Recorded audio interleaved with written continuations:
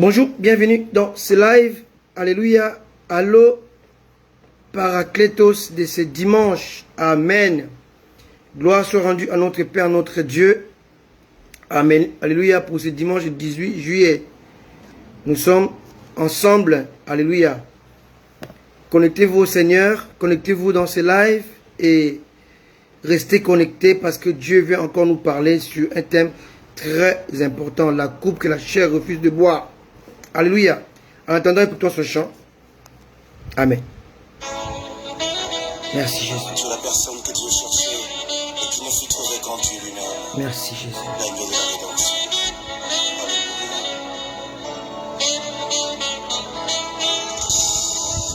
Tu cherches un peu pour ça, et un conclu avec plusieurs. Des alliances dont les humains violent toujours maintenant. Tous les hommes étaient indignes. Merci Jésus. Avec qui sceller le ciel de l'alliance qui pardonne. Du ciel se lever au-dessus de tous les anges et de toute l'humanité, un créateur qui nous venge. Agneau de la rédemption, au point de tout guider, tracer une direction.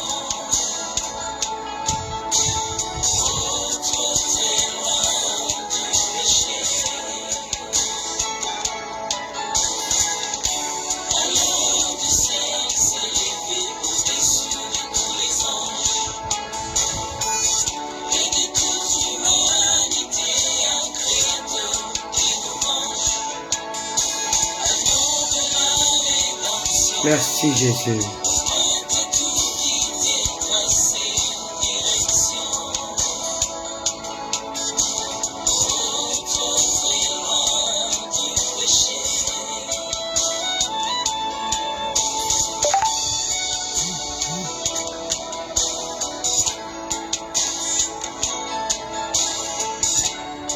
Merci Adonai.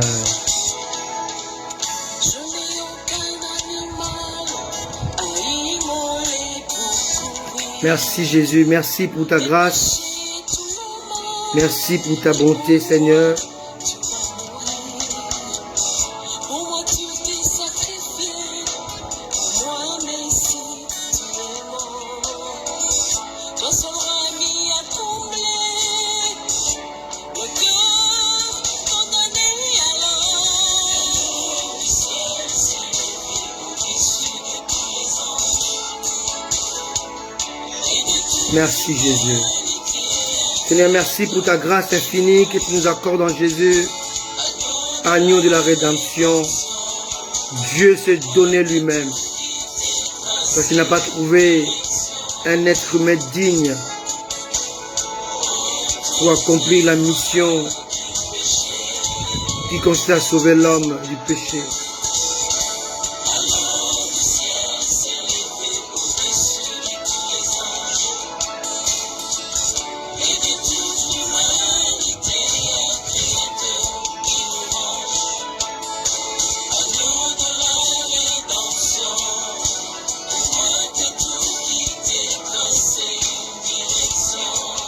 Merci Jésus.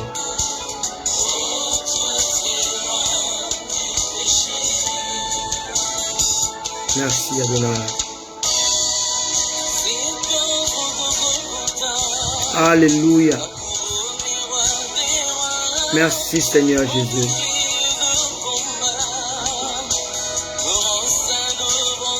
Que ton esprit nous parle encore ce jour, Seigneur. À cause de ton nom. Merci Jésus.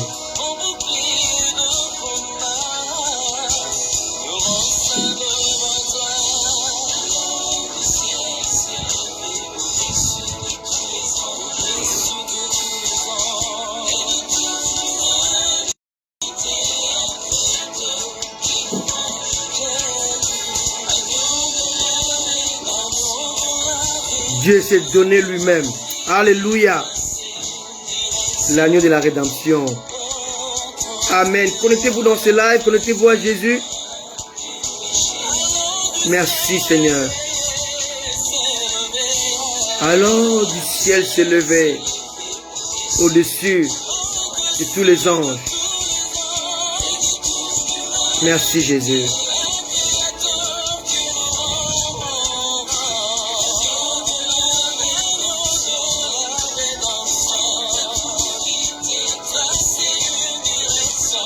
Merci Jésus.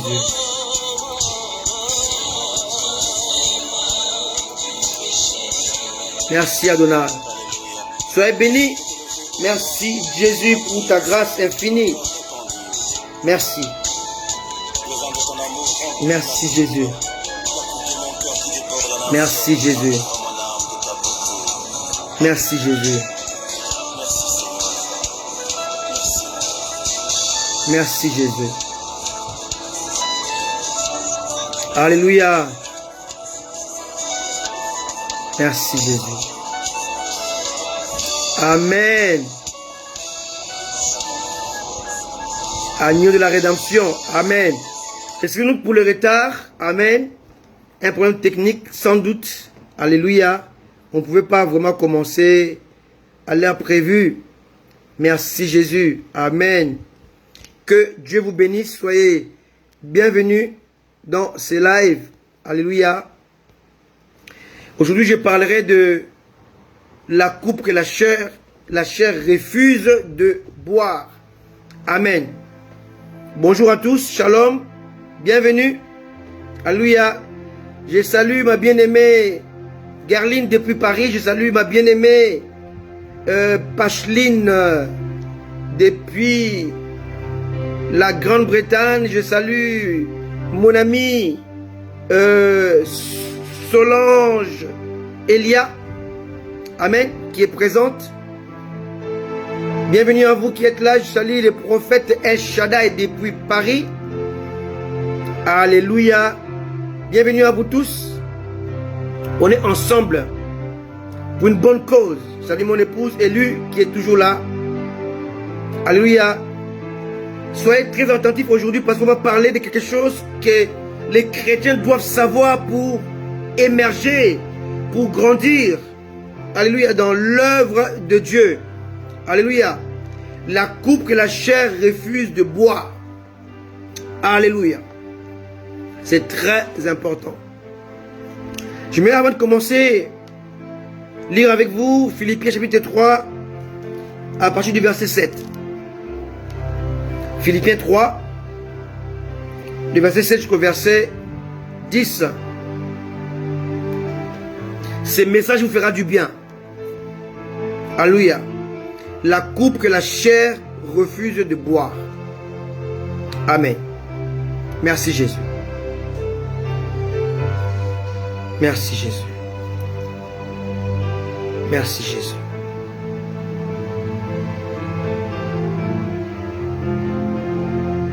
Alléluia. Alors, lisons la parole de Dieu dans Philippiens 3, verset 7. Mais ces choses qui étaient pour moi des gains, des choses qui étaient pour moi des gains, je les ai regardées comme une perte. À cause de l'excellence de la connaissance de Jésus-Christ, mon Seigneur, pour lequel j'ai renoncé à tout. Je le regarde comme de la boue afin de gagner Christ. Alléluia. Excusez-moi, je change de lunettes parce que mes yeux sont un peu abîmés et j'ai mis les vieilles lunettes. Merci Jésus. Alors, je disais, je le regarde comme de la boue afin de gagner Christ et d'être trouvé en lui. Non avec ma justice, celle qui vient de la loi, mais avec celle qui s'obtient par la foi en Christ. La justice qui vient de Dieu par la foi. Verset 10. Alors c'est le verset le plus important, c'est ce qu'on va voir aujourd'hui. Ainsi, je connaîtrai Christ et la puissance de sa résurrection et la communion de ses souffrances, en devenant conforme à lui dans sa mort pour parvenir, si je puis, à la résurrection d'entre les morts. Alléluia. Je répète le verset 10, ce qui est très important. Ce soir, cet après-midi, ce matin pour les autres. Ainsi je connaîtrai Christ et la puissance de sa résurrection. Donc en fait, ici on montre que la connaissance du Christ est liée à la puissance de sa résurrection. Et la communion de ses souffrances. La connaissance du Christ est une somme qui a pour addition la puissance de la résurrection et la communion de ses souffrances. La communion de ses souffrances plus la puissance de la résurrection égale la connaissance de Jésus. Ainsi je connaîtrai Christ et la puissance de sa résurrection et la communion de ses souffrances. Je pourrais aussi donner ce message comme étant le thème, la communion de ses souffrances. Tout le monde recherche la puissance de la résurrection. Tout le monde recherche la connaissance. Mais il manque un puzzle. La communion de ses souffrances. Un homme de Dieu de renom que je suivais récemment avec mon épouse. Il est américain, il est très connu, il a fait le tour du monde. Il a dit un jour, je n'ai jamais compris ces versets.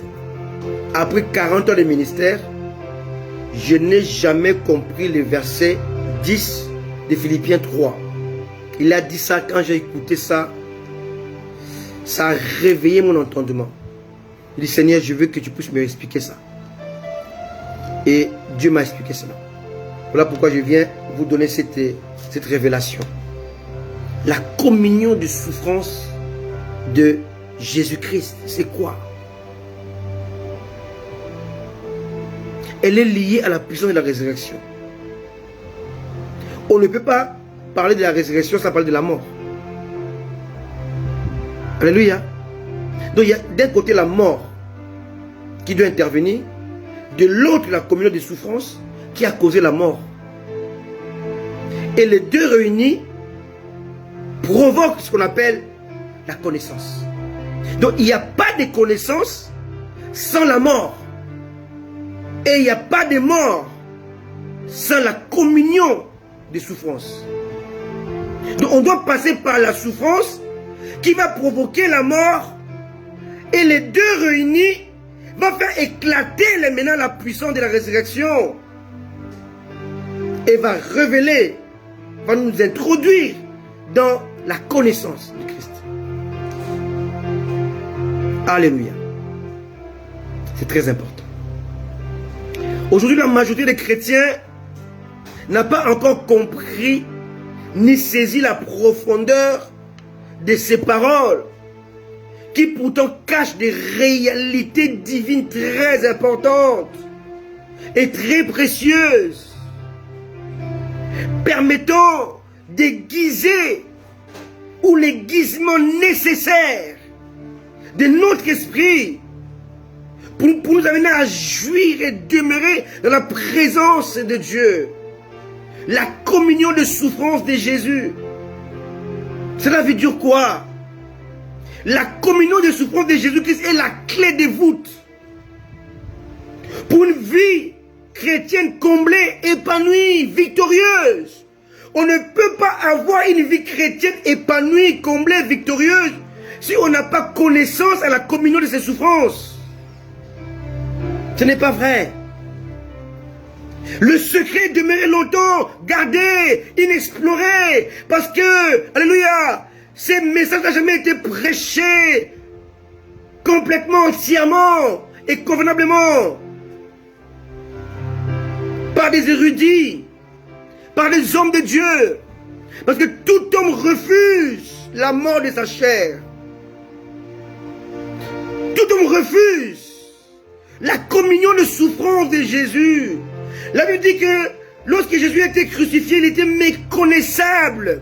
Il n'avait rien de l'humain. Alléluia. Excusez-moi. Son visage était défiguré. Tellement la couronne d'épines était rentrée dans sa tête, avait gonflé, avait provoqué le gonflement du visage. Alléluia. Il souffrait de l'hémorragie. Il n'avait plus d'apparence humaine. Ensanglanté, déformé, défiguré par les coups qu'il avait reçus, par la couronne d'épines, par la maltraitance, par la haine des hommes. Il n'avait plus l'apparence humaine. Et quand tu vas arriver à ce niveau de comprendre, d'expérimenter cette souffrance-là, alors tu serais parvenu à la vraie connaissance, la communion de ces souffrances. Alléluia. Comment est-ce qu'on passe par la communion des souffrances de Jésus? On ne peut pas parler de la croix sans parler de Gethsémane, c'est impossible. Chaque chrétien doit expérimenter son Gethsémane et son Golgotha. Je l'ai prêché lorsque je suis sorti de l'hôpital en janvier. Allez-y voir les mystères de Golgotha. Mais il n'y a pas de mystère de Golgotha sans les mystères de Gethsémane. Alléluia. C'est très important.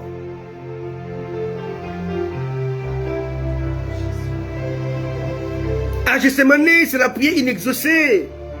Tout enfant de Dieu, quel qu'il soit, doit expérimenter cette étape de sa vie.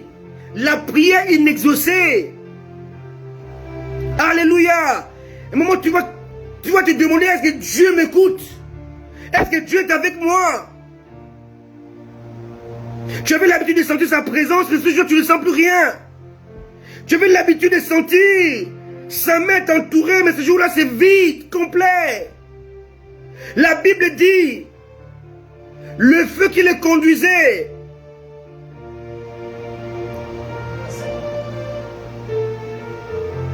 la nuit, le jour était la nuée. Et les a conduits jusqu'à la destination, devant la mer Rouge. Et le feu et la nuée s'est mis derrière eux. Il y a un moment dans ta vie où Dieu qui a toujours été avec toi, tu vas sentir son absence. Mais son absence n'est pas son absence. Il ne t'a pas rejeté. Mais il veut que tu puisses expérimenter la communion de ses souffrances. Il va te laisser seul face aux difficultés, face aux problèmes. Il a mis en toi la foi. Il t'a donné les bâtons. Alors les enfants qui étaient autour de Moïse, le peuple, commençaient à crier. Dieu a dit, pourquoi ces cris? Ils se sont vus abandonnés. Derrière eux, c'était les Égyptiens. Et devant, c'était la mer Rouge. Ils étaient entre le marteau et l'enclume.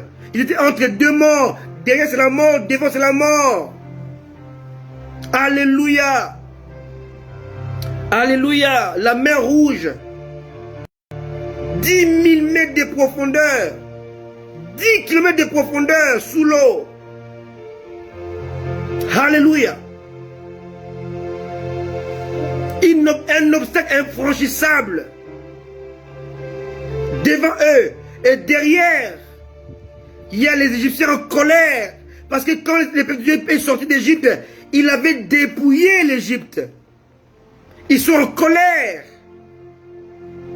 Ils sont en colère. Car ils ont été dépouillés. Ils viennent avec l'esprit de vengeance. Le peuple de Dieu a pris leur or, leur argent, leurs vêtements. Lisez la parole de Dieu dans Exode 13. Exode 14. Ils veulent en finir. Alléluia.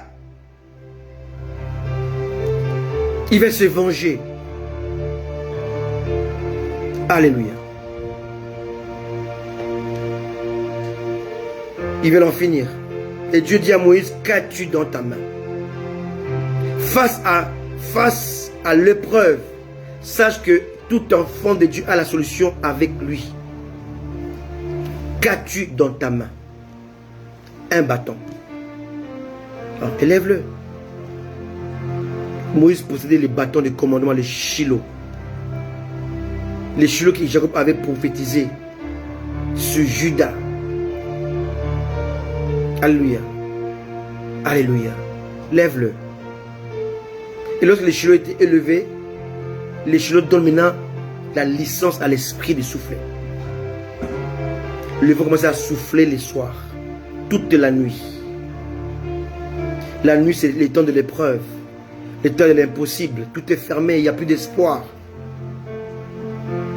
L'esprit commence à souffler à la mer toute la nuit et va diviser la mer en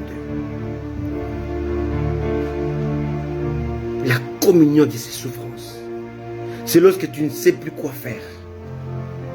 Je suis face à la prière inexaucée. Je crois que les Égyptiens étaient finis avec eux, mais ils sont encore derrière moi. Je ne sais pas nager pour aller de l'autre côté de la mer. Dieu a un plan pour ta vie. Alléluia. Lisons Matthieu 26 pour comprendre un peu la prière inexaucée, c'est comment. Verset 38. Je vais arriver doucement. On va comprendre ce message. La coupe que la chair refuse de boire. La prière inexaucée. Que Dieu t'amène à expérimenter ce soir, cet après-midi. Matthieu 26, verset 38. Alléluia. Alors Matthieu 26, verset 38, elle nous dit ceci. Il a dit encore, mon âme est triste jusqu'à la mort. Restez ici et veillez avec moi.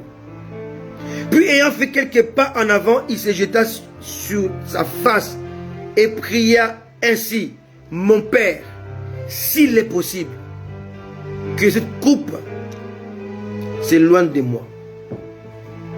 Moi je prends l'exclamation.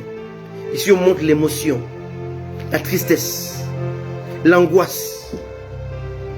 Toutefois non pas ce que je veux, mais ce que tu veux. Ici on est rentré dans l'étape de la prière inexaucée. Tout enfant de Dieu parviendra à cette étape dans sa vie, la prière inexaucée. Toute prière qui consiste à sauver et ou à délivrer sa chair de sa mise à mort, programmée par Dieu, sera illico inexaucée, je répète. Toute prière qui consiste à sauver et ou à délivrer sa chair de la mise à mort, programmée d'avance par Dieu, cette prière sera illico inexaucée.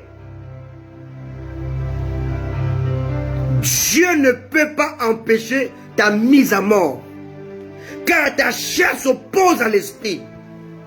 Alléluia. Écoutez-moi très bien. Cela veut dire quoi? Accepter d'abandonner tout effort humain. C'est ça, la coupe que la chair ne veut pas boire. C'est le fait d'accepter d'abandonner tout effort humain qui pourrait être un moyen de substitution à la volonté parfaite de Dieu. C'est-à-dire renoncer de se battre soi-même en acceptant ce que Dieu nous impose. Même si cela nous déplaît. C'est la coupe que Dieu te propose. Tu ne peux pas l'esquiver. Tu ne peux pas la détourner. Tu ne peux pas l'éviter. Elle est inévitable. Tu peux beau crier à Dieu, verser les larmes, transpirer. Ça sera pour toi une prière inexaucée. Ta mort doit mourir. C'est la mort de la chair qui va t'amener à comprendre la communion de ses souffrances. Jésus, homme, devait mourir. Alléluia. Parce qu'Adam est mort cher. Jésus devait mourir cher pour payer le prix d'Adam cher. Alléluia. La connaissance de ses souffrances, c'est accepter la mise à mort de la chair. Cela cache le secret. C'est la clé qui ouvre la porte de la divinité de Dieu, de la connaissance de Dieu, de la communion, de la puissance du Saint-Esprit, de la résurrection. La communion de ses souffrances.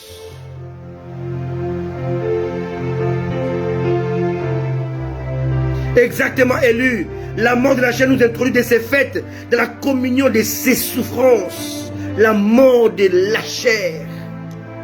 Alléluia. L'abandon de soi-même face à la souveraineté de Dieu. Alléluia. Abandonner de plein droit, de plein gré, toutes les façons de tentatives humaines que nous aurions, que vous auriez, alléluia, à votre portée, de vous en sortir par vous-même.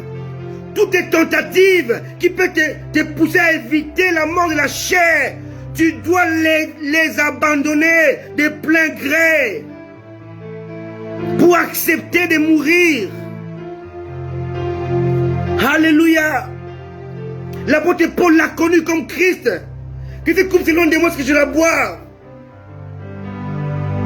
Il était attristé. Verset 38, Matthieu 26. Mon âme est triste jusqu'à la mort. Priez avec moi. Le Fils de Dieu avait besoin que ses disciples le portent dans la prière, le soutiennent dans la prière. Je ne connais pas, je ne connais pas toute ta vie, par quel moment tu passes, des douleurs, de souffrances, d'incompréhension. Mais c'est par ce moment-là que Dieu veut se manifester. Abandonne-toi. Job criait. Il voyait de l'injustice de la part de Dieu. Mais Dieu avait dealé avec le diable. Satan est venu accuser Dieu. Il est allé accuser Dieu, Job à Dieu. Dieu a dit, je le crois, je crois en lui. C'est mon serviteur. Il ne m'abandonnera pas. Il dit, laisse-moi le toucher. Il dit, tu peux le toucher. Touche sa chair, mais pas son âme. Satan a accès à notre chair.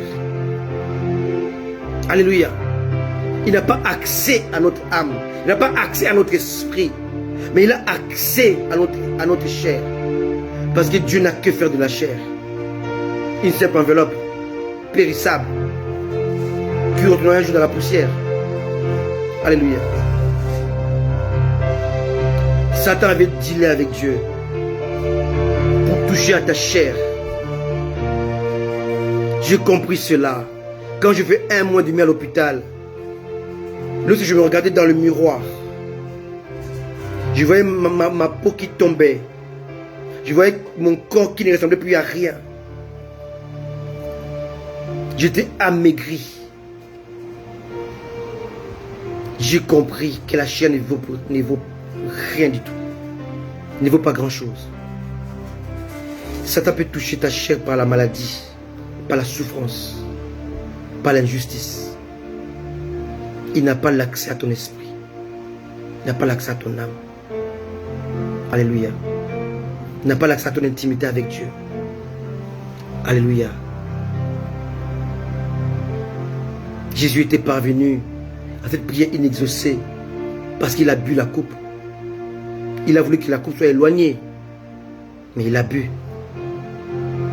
Et c'est un exemple. C'est un enseignement que Dieu nous donne aujourd'hui. Celui qui ne boit pas la coupe ne peut pas comprendre la communion de ses souffrances. Or, si tu ne comprends pas ça, tu ne pourras jamais expérimenter la puissance de la résurrection. Oh, il n'y a pas de résurrection sans mort. Alléluia.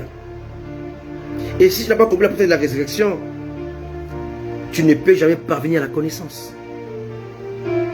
Je vous ai promis dimanche dernier, mais je donnerai ça plus tard. Il dit, les 2 morts d'Abraham et les 2 morts d'Abraham. Alléluia. Abraham est devenu père de la foi parce qu'il est mort. Je vous ai expliqué ça dimanche dernier. Abraham s'attendait à un agneau. Isaac demandait un agneau. Mais celui que Dieu a présenté, ce n'était pas l'agneau. C'était un bélier. Il y a des mystères là-dedans, mais terribles. Le bélier, c'est le père de l'agneau. En d'autres termes, Dieu ne voulait pas tuer Isaac. Il ne voulait pas la mort d'Isaac. Il voulait la mort d'Abraham. Le bélier, c'est le père de l'agneau. Si Jésus-Christ était l'agneau que Jean-Baptiste a présenté, il était aussi le bélier. Si le bélier est le père de l'agneau, donc en donnant le bélier à Abraham, Dieu s'est donné lui-même. Alléluia. Alléluia. Tu ne peux pas comprendre la volonté de Dieu, la puissance de la croix, la puissance de l'esprit de la résurrection, si tu ne comprends pas la mort qui justifie la rédemption. Alléluia. C'est très important. C'est une incohérence au niveau de la perception charnelle. Une incohérence. Mais une évidence de la perception divine. Laissez-moi un peu vous dire un peu, vous lire un peu cette incohérence. 2 Corinthiens 12. 2 Corinthiens 12 à partir du verset 6. 2 Corinthiens 12, verset 6. Je vais vous parler de quelqu'un d'autre qui a compris la communion des souffrances de Jésus. L'apôtre Paul. 2 Corinthiens 12, verset 6. Si je voulais me glorifier, je ne serais pas un insensé, car je dirais la vérité.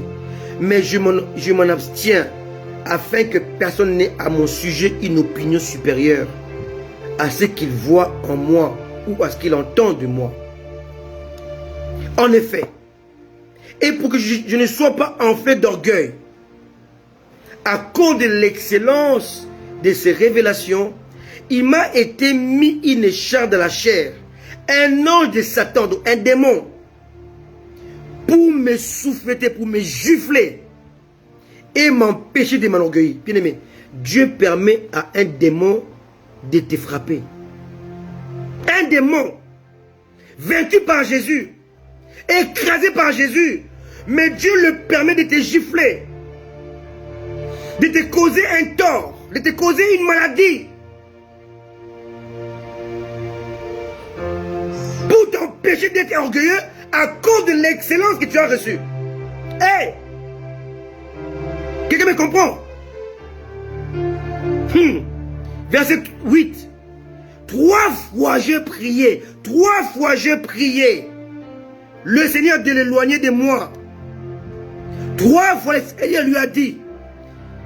Et il m'a dit, ma grâce te suffit, car ma puissance s'accomplit dans la faiblesse. Un démon vient détruire ta famille, vient détruire ta vie, vient détruire ton ministère, vient détruire ta santé, vient détruire tout ce que tu avais mis à côté, vient détruire tes enfants, et tu pries, tu intercèdes, tu jeûnes. Jésus, au lieu de venir à ton secours, il dit, mon fils, ma grâce te suffit. Et entre-temps, les démons continuent à te frapper. Satan continue à ruiner ta famille, ton héritage. Et Dieu croise les bras et dit, ma grâce te suffit.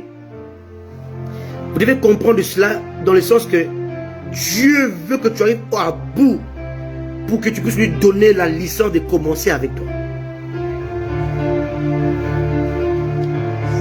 Dieu veut ruiner tes espoirs pour que tu aies espoir en lui. Dieu veut détruire tout appui humain pour t'apprendre à t'appuyer sur lui. C'est ça que cela veut dire. Ma grâce te suffit, car ma puissance s'accomplit dans la faiblesse. Dans ta faiblesse, lorsque ta chair est brisée, émiettée, écrasée, l'esprit que Dieu a placé en toi se lève, s'aiguise se lève, prend de l'ampleur, devient costaud, devient géant. Bien-aimé, entre David et Goliath, sur le plan physique, Goliath était plus grand que David, il mesurait plus de 3 mètres. Mais sur le plan spirituel, David avait la taille de Goliath. Et Goliath, c'était un nain face à David.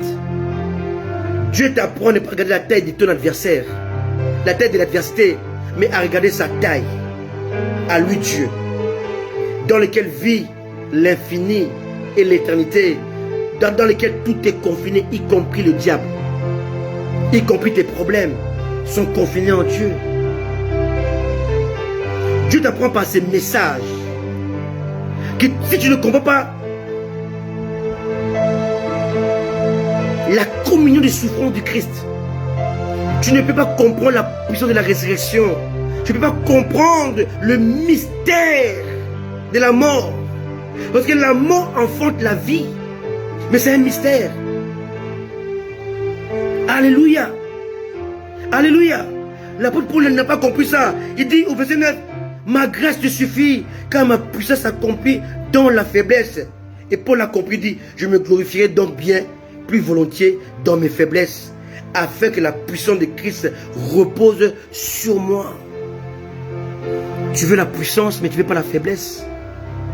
C'est une incohérence. La puissance se manifeste dans la faiblesse. La puissance de Dieu se manifeste dans ta faiblesse sur la terre.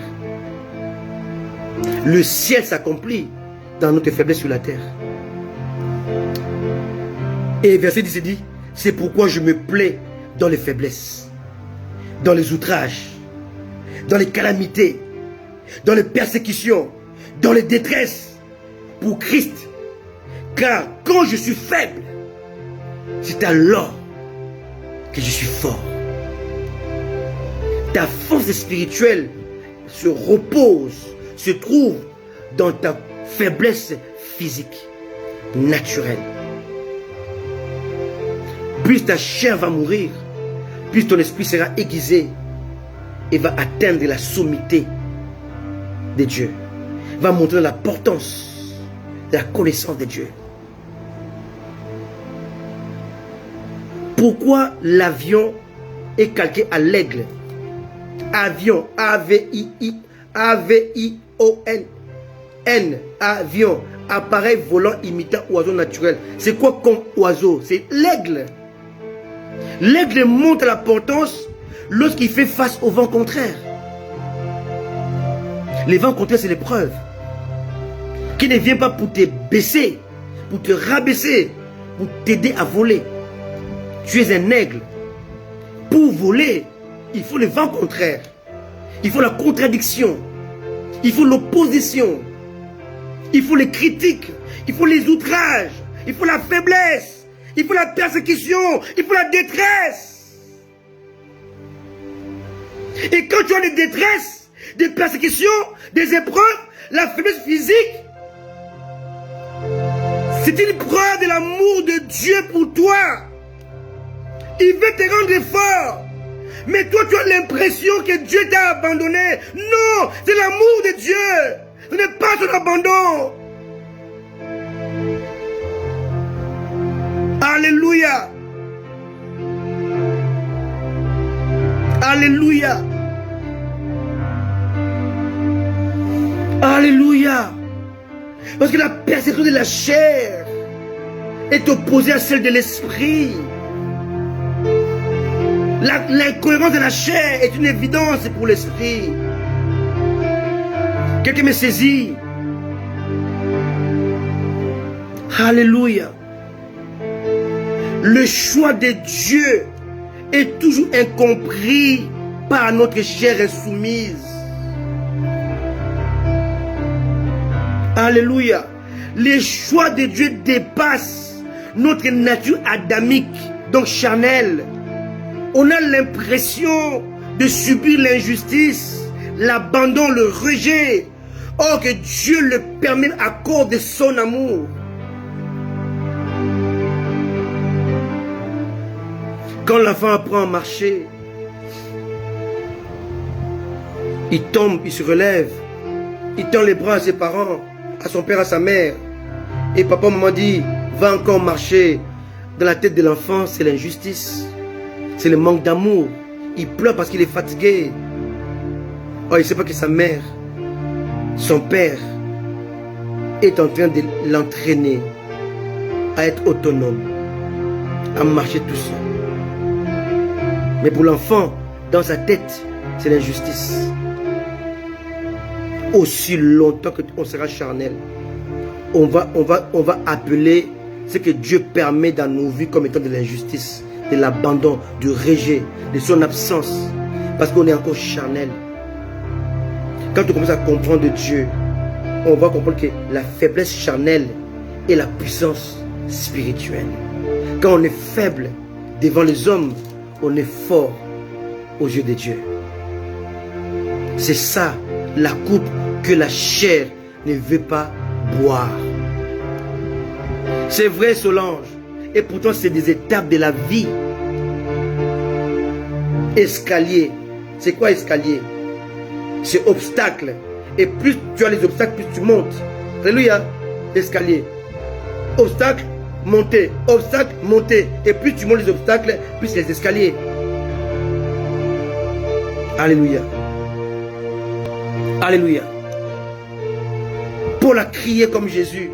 Éloigne de moi cette coupe. Cet ange de diable, ces démons. Jésus ne l'a pas fait. Jésus a dit, je l'ai laissé faire. Parce qu'il joue mon rôle. Il est là dans ma volonté. Il doit te gifler. Il doit te frapper. Pour que tu ne sois pas orgueilleux. Car l'orgueil précède la chute. Mais l'humilité précède la gloire. Il est là pour t'amener dans la gloire. Dans ma connaissance. Il détruit ta chair. Alléluia. Dans ma volonté. Moi, Dieu. Il te rend encore meilleur. Dieu permet l'épreuve pour nous rendre encore meilleurs, pour nous rapprocher encore plus de lui. Alléluia. Je vais donner un témoignage que même ma femme ne connaît pas. Cela date de plus de 25 ans. Lorsque je l'ai rencontré, c'était lors d'un séminaire. Et j'ai apprécié la personne. Je parle de mon épouse, et lui qui est là avec nous. Et elle n'a jamais pris ce témoignage-là. Je l'ai toujours gardé dans mon cœur. Aujourd'hui, je vais le dire. J'ai apprécié la personne. Je la voyais pour la première fois de ma vie. Pendant qu'elle priait, je l'observais. J'avais les yeux ouverts. Je voyais une femme qui priait exactement comme moi. Qui avait le zèle comme moi, qui était dévoué comme moi. Je pouvais voir sa vie au travers de son expression de prier, d'adorer, de servir Dieu. Et je me suis dit, Seigneur, je vais avoir une femme comme ça. Exactement, parce que je peux voir mon vis-à-vis au travers de son expression de prière. Mais bizarrement, ça, elle me l'a dit après, elle. Quand moi je priais, elle m'observait. Elle avait les yeux ouverts.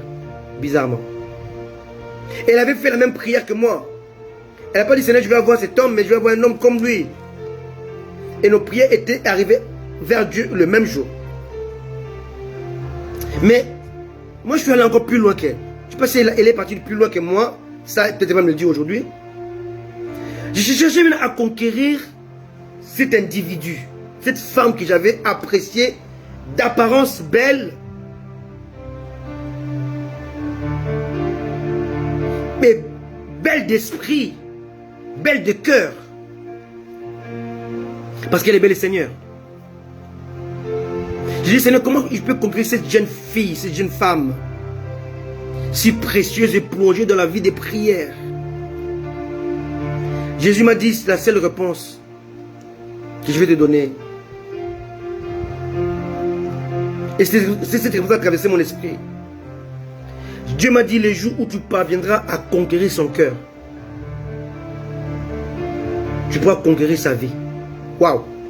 Jesus. Jésus a dit, tu as vu tout ce corps, toute cette vie-là, toute ta vie de consécration. pour atteindre ça, pour que cette vie devienne une partie de ta vie, tu dois parvenir à conquérir son cœur.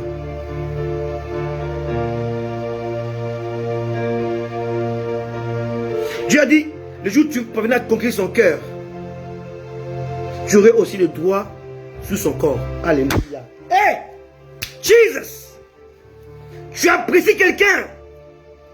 Tu veux son corps. Tu veux sa beauté. Tu ne peux pas l'avoir. Tu dois apprendre à conquérir son cœur. Un bateau peut être gros, un paquebot, mais être dirigé par un petit gouvernail. J'ai pris l'avion avec mes enfants, Airbus A380. Quand on l'a vu à l'aéroport de Roissy, on se dit, mais est-ce que cet avion va voler? J'avais beaucoup voyagé à l'époque, mais je n'avais jamais vu un avion aussi gros. C'était le plus gros avion de ligne du monde. Énorme. À 2 niveaux. Et quand on a volé, j'ai dit, je crois qu'il allait tomber. Tellement énorme. Et pourtant cet avion-là est dirigé par un petit gouvernail. L'homme peut être grand de taille, belle de figure, beau de figure. Alléluia. Bel homme, belle femme. Mais elle est conduit par le cœur. Si tu veux conquérir cette personne, son corps, sa vie, son être, tu dois parvenir à conquérir son cœur. Alléluia. Et par ricochet, si on parvient à conquérir le cœur de Dieu, on parvient à conquérir sa gloire et sa cabote. Quelqu'un me comprend? Moïse a su parler au cœur de Dieu. Dieu a dit, tu ne peux pas me voir et vivre. Dieu avait envie de se montrer à lui, mais il avait peur de le tuer. Il dit, je peux te montrer mon dos. Car mon dos ne tue pas, mais mon dos peut transformer ton visage. Alléluia. La Bible dit que le visage de Moïse brillait, parce qu'il avait vu le dos de Dieu. Sa face tue.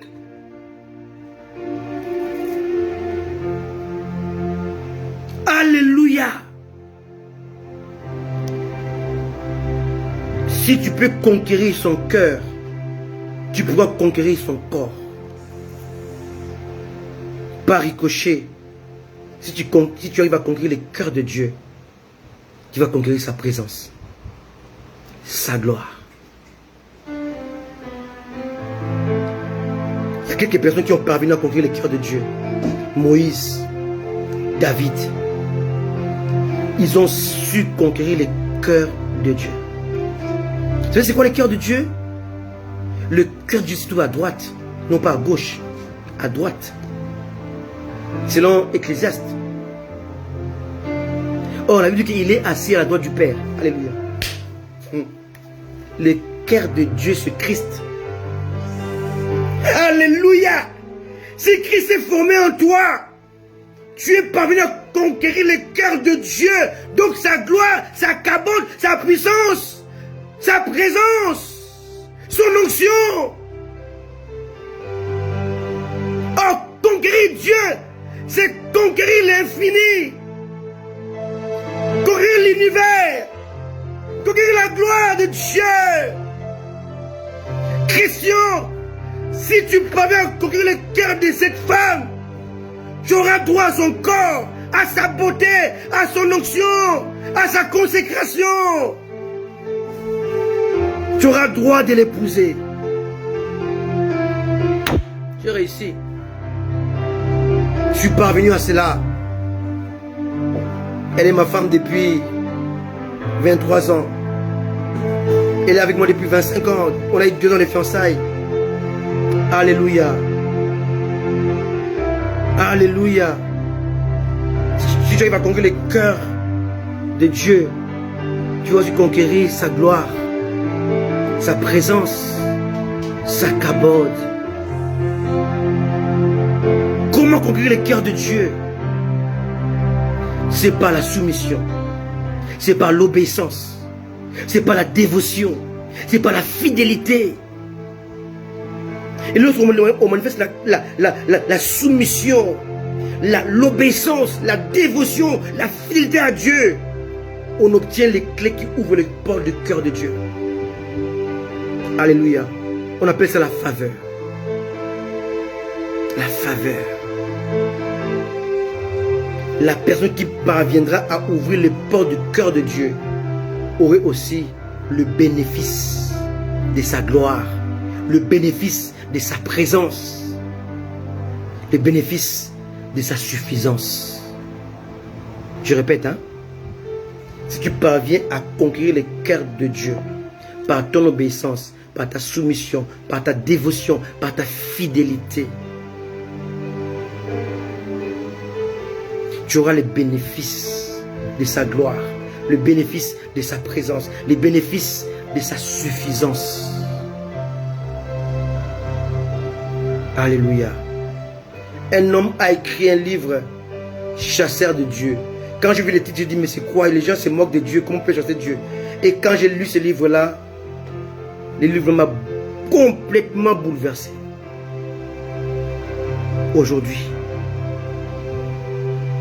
Dieu cherche les gens qui vont le chasser, chercher sa présence, se consacrer pour le trouver.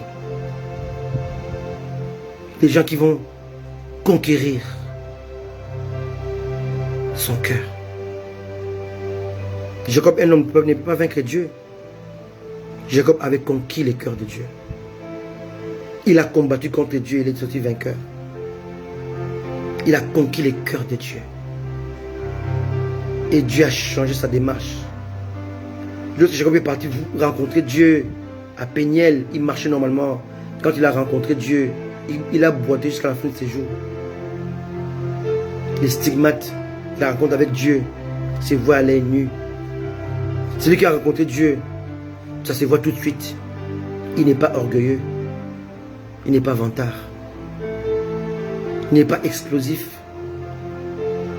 On voit en lui l'humilité, la douceur, la connaissance, la simplicité.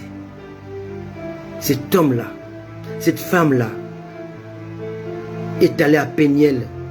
Il a rencontré Dieu. Elle a rencontré Dieu. Et Dieu a démoli quelque chose dans sa vie. Sa façon de marcher a changé. Sa façon de parler a changé. Sa façon de concevoir la vie a changé. L'épreuve peut arriver dans sa vie. Les vents peuvent souffler. Ça ne bouge pas. Parce que le plus important, c'est qu'il a conquis les cœurs de Dieu.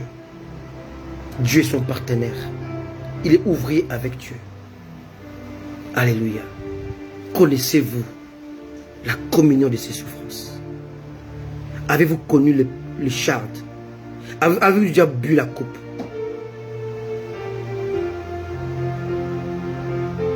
C'est ça le secret.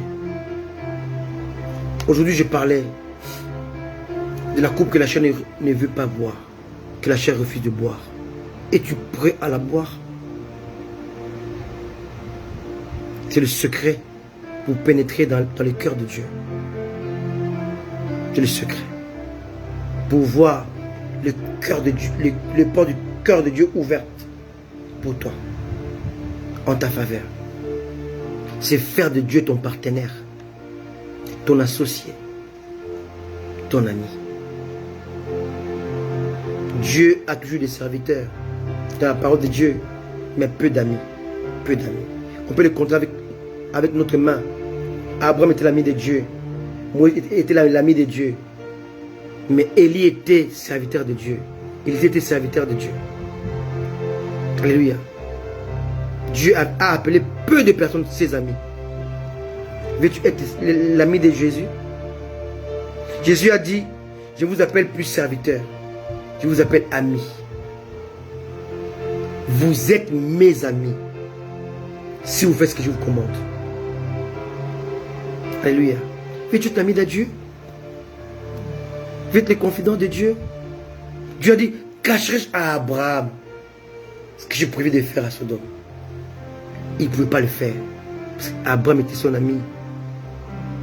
Dieu a dit, Je vais briser, je vais détruire tous ces peuples. Je vais faire de toi une grande nation. Dieu a dit ça à Moïse, car c'était son ami. Dieu lui parlait comme on parlait à un ami. J'étais son ami. Alléluia. Veux-tu être l'ami de Dieu? Il faut que tu puisses accepter de mourir. De mourir. De perdre pour gagner. De conquérir son cœur. Comme il me l'a dit pour Patricia. Si tu parviens à conquérir son cœur, tu auras droit à son corps. Tu auras droit à sa vie. Tu auras droit à ses atouts. À sa consécration. Si je suis ce que je suis aujourd'hui, c'est à cause de Jésus. Mais c'est aussi à cause de la présence de cette femme dans ma vie, à mes côtés. Jésus est Jésus à cause de l'Église. C'est l'Église qui fait la promotion de Jésus. Les lions ne chassent pas. Ce sont les lions qui chassent. Mais les lions se serrent en premier. C'est l'Église qui chasse. Mais la gloire revient aux lions de la tribu de Judas. Quelqu'un a compris ça? La nature vous enseigne. Les lions ne chassent pas. Les lions défendent les lions. Et les lionceaux. C'est les lions qui chassent. Mais quand elles amènent la carcasse, elles s'écartent. Les lions se serrent en premier. C'est nous qui servons le Seigneur. C'est nous qui véhiculons son nom. Mais la gloire lui revient. À lui seul. Pas aux lions que nous sommes, mais aux lions. Alléluia. Quelqu'un a compris cela? Soyez bénis. Soyez comblés. Je n'ai fait qu'effleurer ces messages. La prière inexaucée. Où tu pries, tu as l'impression que Dieu n'est pas là. Mais la coupe, elle est là. Elle est là pour un but. Elle est là pour le salut de beaucoup d'âmes. Dieu te prépare pour des milliers que tu n'as pas encore vu, que tu verras peut-être jamais. Mais au travers de toi, ils seront touchés, sauvés, encadrés. Au travers de sa connaissance, de la connaissance que Dieu mettra en toi. Au travers de comment Dieu va te tailler. Soyez bénis, comblés, rassurés. L'épreuve n'est pas la présence de Dieu. Au contraire, c'est sa présence. Alléluia. Les chardes, c'est une preuve d'amour de Dieu. Peu importe par le chemin dans lequel tu passes, Dieu est avec toi. L'épreuve que tu vis est une preuve d'amour que Dieu est avec toi. Soyez divinement bénis, comme le dit si bien ma bien-aimée Solange Elia. Soyez divinement bénis et comblés en Jésus-Christ. Moi et mon épouse, mais dans les cœurs, nous vous promettons de vous apporter toujours la bonne parole pour vous édifier et vous préparer pour le retour du roi des rois, Jésus-Christ, qui viendra dans les nuées, attendre l'église qui sera enlevée par l'Esprit. Soyez bénis, comblés, accrochez-vous à ce Dieu. Laisse-moi prier pour toi. Père de gloire, Père de bonté. Je te prie pour ma soeur, mon frère, qui traverse des épreuves difficiles, que la chair ne peut pas supporter, qui dépasse de sa force. Mais tu as dit à Paul, ma puissance s'accomplit dans la faiblesse. Et je prie pour ces frères, pour cette sœur, afin que ta puissance s'accomplisse dans sa faiblesse, dans la mort de la chair. Car la mort de la chair est l'aiguisement de l'esprit. Fortifie-le à cause de ton nom, parce que tu es Dieu. Fais-le à cause de toi. Fais-le, oh Dieu, à cause de toi. Pour ta seule gloire, Seigneur. Fais-le au nom de Jésus. Car ce qui nous arrive, Seigneur, c'est une preuve d'amour, non pas un rejet. Merci Jésus, parce que tu le fais. Sois béni, Père, au nom de Jésus. Amen. Amen. Soyez bénis. Soyez comblés. Je te bénis, toi, ma maman. Rien de plus belle à Belgique. Tu es venu en cours de réunion. Sois béni. Alléluia. Soyez béni, mon fils Odilon, depuis la Côte d'Ivoire. Je t'ai vu. Soyez bénis pour tout ce qui est connecté. Que Dieu vous bénisse. Je vous aime de tout mon cœur. Accroche-nous à Jésus car il revient bientôt. Sois béni mon fils Paul Molière, docteur depuis la Côte d'Ivoire. Sois béni. Oui, fils, la mort de la chair et l'aiguisement de l'esprit. Accrochez-vous à Jésus. Il revient bientôt. Mets sur le cœur. Je vous aime. Si Dieu le veut, on se retrouve mercredi prochain. Si Dieu le veut. Pour un bon message. Ça sera le refus de Moïse. Le refus de Moïse. Je vous donne les thèmes en avance. Le refus de Moïse. On va comprendre ce que cela veut dire. Que Dieu vous bénisse. À bientôt. En attendant, accrochez-vous à Jésus. Soyez bénis. Au nom de Jésus. Bye bye. Amen. Bye.